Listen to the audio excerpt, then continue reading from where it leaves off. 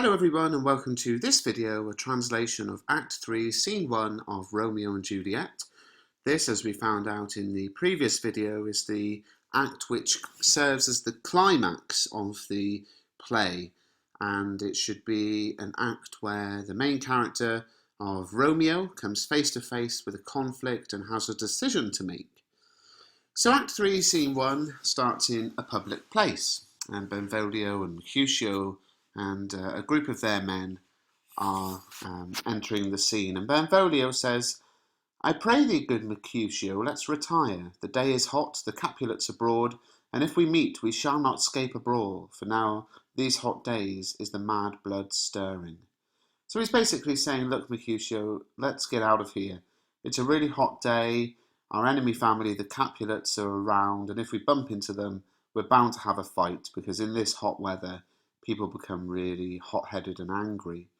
And that ties in, of course, with the play being set in Italy, where the weather is hot. Also, the streets are narrow, and putting those two together can lead to a number of conflicts. Mercutio then replies in what is obviously a sarcastic and humorous reply, because this does not tie in with the character that we know Benvolio to be. He says, "Thou art like one of those fellows that when he enters the confines of a tavern, claps his sword upon the table and says, 'God send me no need of thee,' and by the operation of the second cup draws it on the drawer, when indeed there is no need." So what he's basically saying is, you're like one of those people that when he goes into a pub, he slaps his sword down onto the table, he says, "Oh, I hope I don't need to use this sword." But by the time you're on your second pint, you've pulled that sword out to attack the barman. And Benvolio says, "Am I like such a fellow? Am I really like that?" Mercutio says, Come, thou art as hot as a jack in thy mood as any in Italy, and as soon moved to be moody, and as soon moody to be moved." So he's saying, come on, you're as hot-headed as anyone in this country. You're so easily wound up that when you want to be angry, you find something to get angry about. It doesn't matter if you have real reason to be angry or not, you'll find something to be angry about. And Benvolio says, "And what too? So what?" Mercutio says, "Nay, and there were two such, we should have none shortly, for one would kill the other." So in other words, if there were two people like you around, you'd kill each other. "Thou? Why, thou wilt quarrel with a man that hath a hair more or a hair less in his beard than thou hast." So you'd argue with a man just because he's got one more or one less hair in his beard. "Thou wilt quarrel with a man for cracking nuts, having no other reason, but because thou hast hazel eyes." So he's saying you would argue with a man who was cracking hazelnuts. The only reason you would be arguing is because your eyes are the same colour as those nuts. "But such an eye would spy out a quarrel. Thy head is as fun of quarrels as an egg. Thy head is as full of quarrels as an egg is full of meat, and yet thy head hath been as addled as an egg for quarrelling. Thou hast quarrelled with a man for coughing in the street, because he has wakened thy dog that hath lain asleep in the sun. Didst thou not fall out with a tailor for wearing his new doublet before Easter, with another for tying his new shoes with old riband, and yet thou wilt tutor me from quarrelling?" So there's this long sort of exaggerated list. You're so angry, you're like an egg that's full of yolk, but your head has been beaten like a scrambled egg. You fought with a man just because he coughed in the street and woke up your dog. You've fallen out with a tailor because he was wearing his clothes outside of the fashionable time. You've fallen out with someone for tying up his new shoes with an old pair of laces, and yet you tried to teach me not to fight. Benvolio says, "And I was so apt to quarrel as thou art, any man should buy the fee simple of my life for an hour and a quarter." So he's basically saying, if I was as aggressive and keen on fighting as you are, my life insurance rates would be sky high. Mercutio says, "The fee simple, oh simple." In other words, that's silly. Benvolio says, "By my head, here come the Capulets." So, oh no, here come the Capulet family, the enemy family. Now, we know at this point Mercutio is hot-headed and not, an uncontrolled sort of character. As you'll see in my next video where I analyse the different types of verse, and the blank verse, and the prose, and the rhyming verse in this really long scene, It really does exemplify the kind of character that Mercutio is.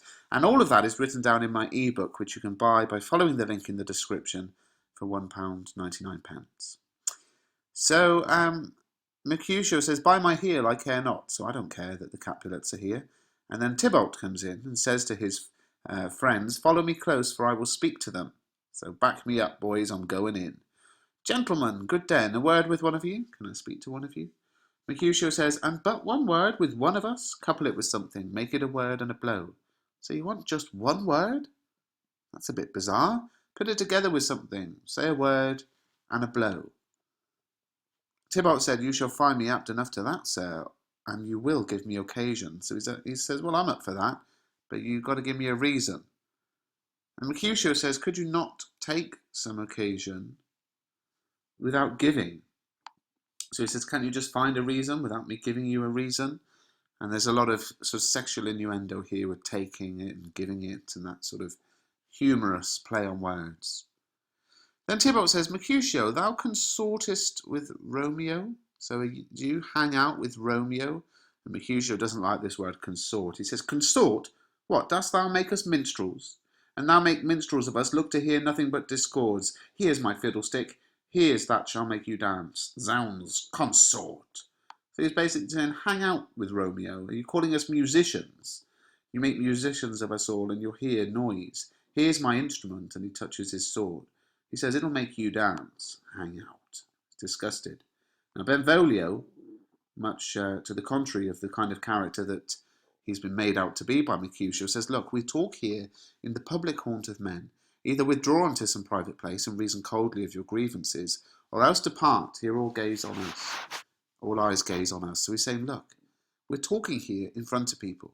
We know from the Act 1, Scene 1, that another fight, we're going to be in trouble. So let's go somewhere quiet, and we can talk about this, or let's all just leave and walk away.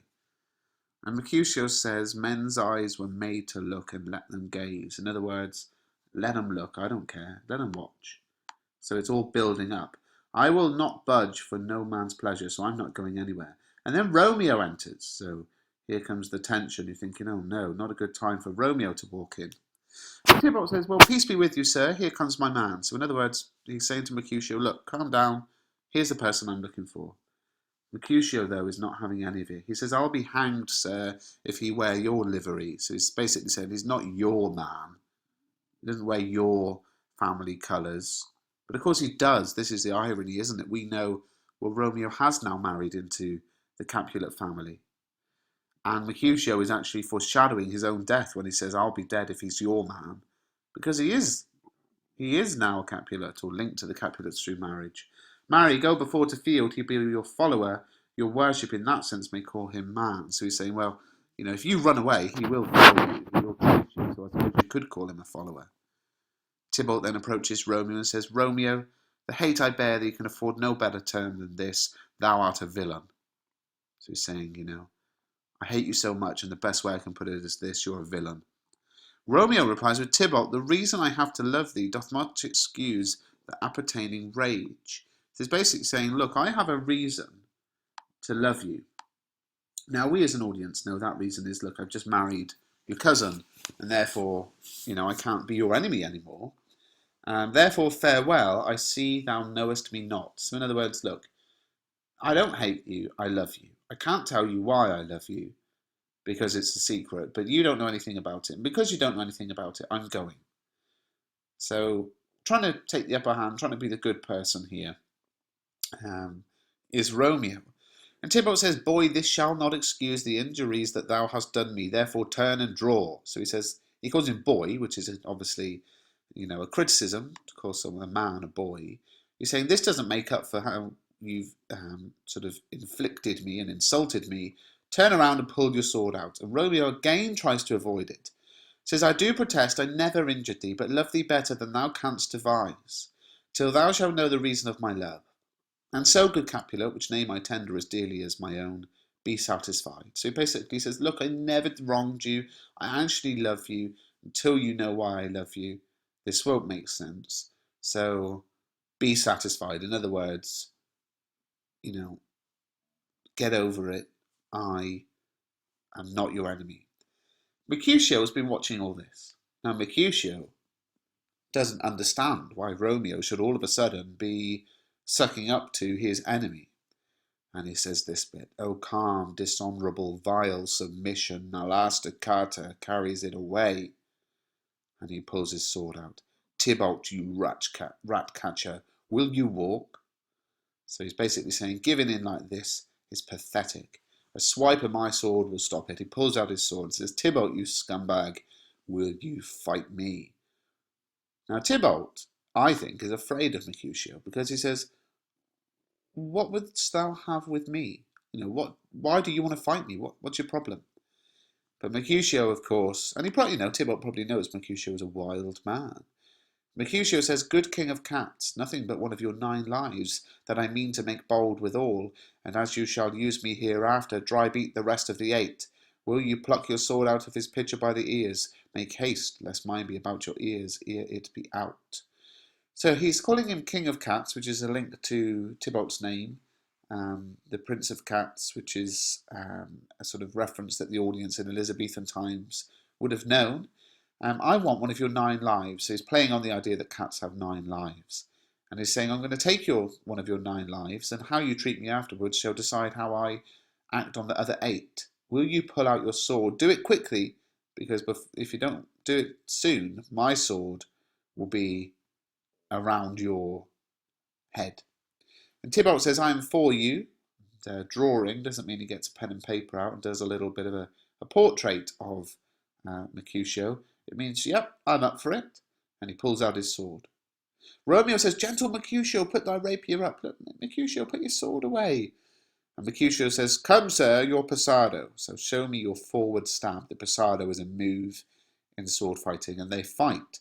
Now, it only says they fight, but of course the actors would love that bit, and some stage productions and plays would have a huge, elaborate fight. Others would just do a bit. Romeo says, "Draw, Benvolio, beat down their weapons." Come on, Benvolio, get your sword out, just like you did in the beginning in Act 1, Scene 1. Hit their weapons down, try and stop the fighting. "Gentlemen, for shame, forbear this outrage. Thibault, Mercutio, the prince expressly hath forbidden bandying in Verona's streets." So he's saying, come on, stop it. Thibault and Mercutio, we know the prince has outlawed fighting.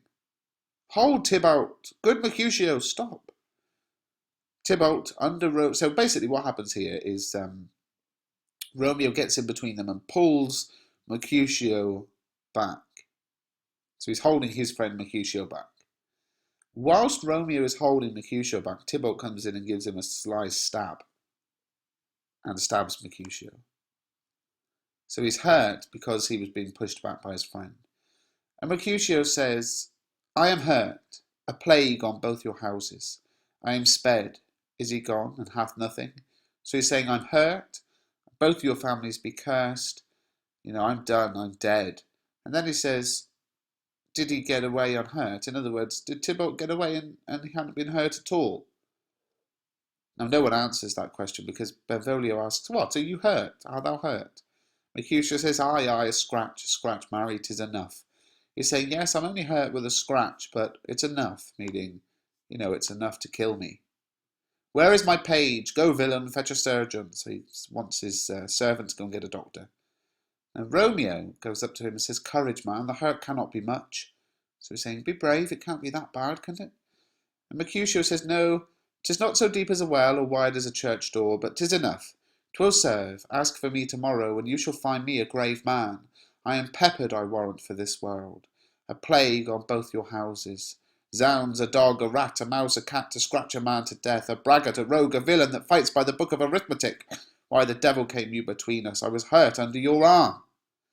So he's saying, "No, my wound is not as deep as a well or as wide as a church door, but it's enough, it'll do. If you ask for me tomorrow, you'll find that I'm dead. I'm done for this world, and your families be cursed. Like an animal, Thibault scratched me to death. He learnt how to fight through reading it in a book, and why did you get between us? He stabbed me when you were holding me back." Romeo says, "I thought it all for the best. I thought I was doing the right thing." And Mercutio says, "Help me into some house, Benvolio, or I shall faint. A plague on both your houses. They have made worms meat of me. I have it, and soundly too. Your houses."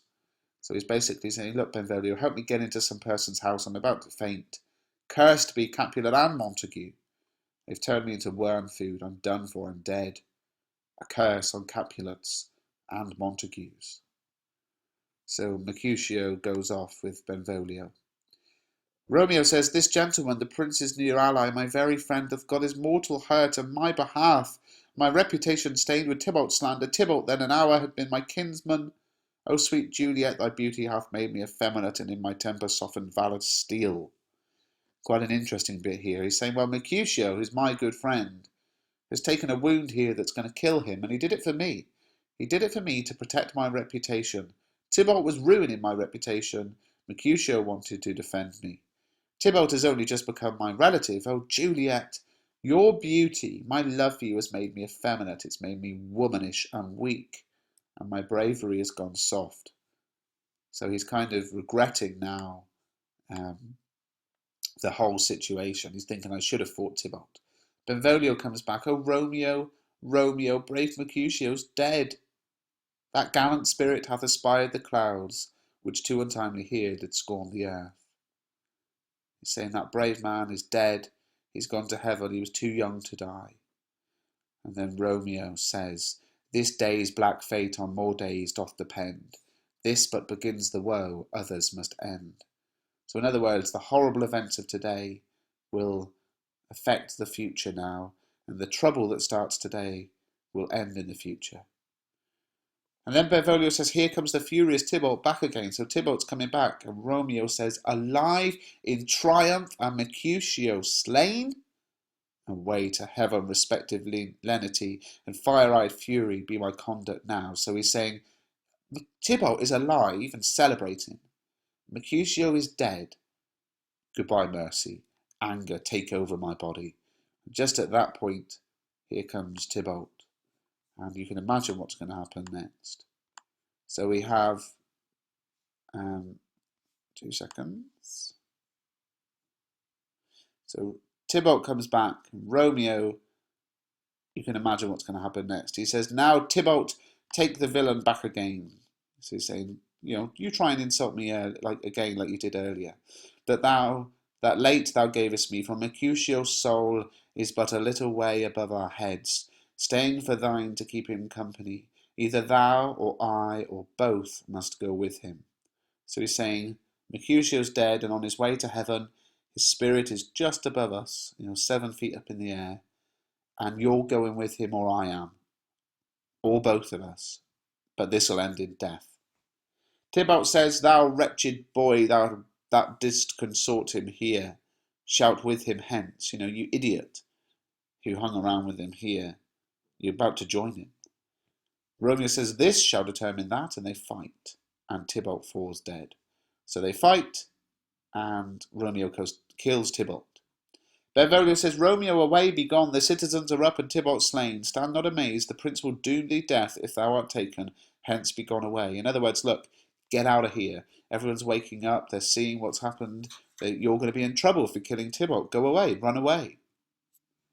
And Romeo says, oh, I am fortune's fool, meaning my luck is so bad, which is kind of bizarre, really. He's not really taking much of the responsibility into it himself. Benvolio says, why dost thou stay? Go away, get out of here. And Romeo does. And then some citizens come along. First citizen says, which way ran he that killed Mercutio? Thibault, that murderer. Which way ran he? So they know that Thibault killed Mercutio. And, where did he go? Where did Thibault go? Benvolio says, there lies that Thibault. So his points down onto the floor, where the body of dead Thibault is lying, and says, there's Thibault. And the first citizen says, up, sir, go with me. I charge thee in the prince's name, obey. So in other words, he's talking to Thibault, saying, get up. In the name of the law, get up. And then the prince arrives, and so does Juliet's dad, and so does Romeo's dad, and their wives and others. The prince says, where are the vile beginners of this fray? So where are the people who started it? And then Volio, who didn't run away, which is quite interesting, he wanted to face the music, says, O noble prince, I can discover all the unlucky manage of this fatal brawl. There lies the man slain by young Romeo that slew thy kinsman, brave Mercutio. Interesting how Benvolio flips to rhyming verse here. I analysed that in my ebook, so please do buy that. The link is in the description. So he's basically saying, look, Prince, I can tell you everything that happened. Romeo killed Thibault because Thibault killed Mercutio. Lady Capulet then hears that and says, Thibault, my cousin, oh, my brother's child, oh, Prince, oh, cousin, husband, oh, the blood is spilled to my dear kinsman. Prince, as thou art true, for blood of ours, shed blood of Montague, oh, cousin, cousin. In other words, Thibault's dead. Oh, that's crazy, that's mad. Prince, just like you said, that life should pay the forfeit for the next outburst of this battle between the families. You need to kill Romeo. Prince says, Benvolio, who began this bloody phrase, or who started it? And Benvolio says, Thibault here slain, who Romeo's hand did slay. So, Thibault there, who's lying dead, started it. Romeo that spoke for him bade him bethink how nice the quarrel was, and urged withal your high displeasure. All this uttered with gentle breath, calm look, knees humbly bowed, could not take truce with the unruly spleen of Thibault deaf to peace, but that he tilts with piercing steel at bold Mercutio's breast, who all as hot turns deadly point to point, and with a martial scorn with one hand beats cold death aside, and with the other sends it back to Thibault, whose dexterity retorts it. Romeo, he cries aloud, hold, friends, friends, part, and swifter than his tongue, his agile arm beats down their fatal points, and twixt them rushes. So basically, this is just Benvolio retelling the story that Romeo spoke nicely. He tried to avoid the fight. Thibault was wild and stabbed his sword at Mercutio. Then that made Mercutio angry, so Mercutio fought back. He tried to kill Thibault. Thibault tried to kill him. Romeo tried to stop it. Romeo got between them. This is a bit like children telling a teacher about a fight that's happened. An envious thrust from Thibault hit the life of stout Mercutio, and then Thibault fled. But by and by comes back to Romeo, who had but newly entertained revenge. And to it they got like fighting, for ere I could draw to part them was stout Thibault slain. And as he fell did Romeo turn and fly. This is the truth, or let Benvolio die. So he's saying Thibault killed Mercutio and then ran away, and then came back. And when he came back, Romeo fought him. Romeo killed him. And that's the truth, I promise it on my life. Now Lady Capulet comes in, and it's interesting that Capulet doesn't say anything, Montague doesn't say anything, it's Lady Capulet who jumps in here and says, he is a kinsman to the Montague. Affection makes him false, he speaks not true. Some 20 of them fought in this black strife, and all those 20 could but kill one life. I beg thee for justice, which thou, Prince, must give. Romeo slew Thibault. Romeo must not live. So in other words, well look, you can't believe Benvolio, he's a Montague. His love for the Montagues will make him tell lies. To kill Thibault must have taken 20 men. Now come on, Prince, give justice. Romeo killed Thibault, so Romeo must die. Prince says, Romeo slew him, he slew Mercutio, who now the price of his dear blood doth owe. So in other words, well look, Romeo killed Thibault, but Thibault killed Mercutio, so who's now to blame? Montague says, Romeo's dad jumps in and says, look, not Romeo, Prince, he was Mercutio's friend. His fault concludes, but what the law should end, the life of Thibault. So he's saying, the fact is, Romeo's not to blame, because Romeo just became an unofficial officer of the law and did what the law would have done, and killed Thibault. Which is, it's a bit like, it was a citizen's arrest almost. The prince says, and for that offence, immediately we do exile him hence. I have an interest in your hate's proceeding. My blood for your rude brawls doth lie a-bleeding.